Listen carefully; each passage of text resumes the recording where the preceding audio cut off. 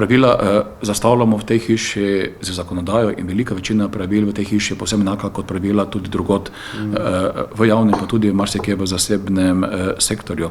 Kar se tiče prisotnosti poslancev, poslanci največ dela v resnici opravijo tam, kjer niso vidni, to je na odborih. Na odborih potekajo zasedanja. Mi imamo v tem trenutku 25 odborov in komisij, imamo to težavo, da zaradi majhnih poslanskih skupin in velikega števila odborov in veliko zasedanj, že s tem, ker lahko istočasno zasedata samo 2 odbora oziroma 2 odbora in komisije, da se nekatere stvari ne dogajajo zadosti hitro. Po drugi strani pa se od poslancev tudi želi, da so čim več na terenu med svojimi ljudmi. Tako da beleženje prisotnosti bi se uvedlo zaradi morebitnega obračunavanja kilometrine. Torej, lahko dobiš prisotnost, če se od nekod pripelješ in greš potem nazaj. Drugače pač ni prisotnosti in ne more biti kilometrine zatisane. Vendar še enkrat poudarjam. Jaz mislim, da je pravilna odločitev, da se je zakon ni izglasoval in sedaj napotilo, ki smo ga dobili, je zelo jasno.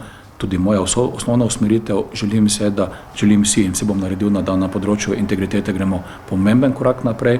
Bom pa še enkrat poudaril, želim za vse funkcionarje v državi, ne samo za poslance in ostale stvari, ki jih je potrebno urediti, urejamo takole, da bodo podobno veljali tudi za ostale v javnem sektorju.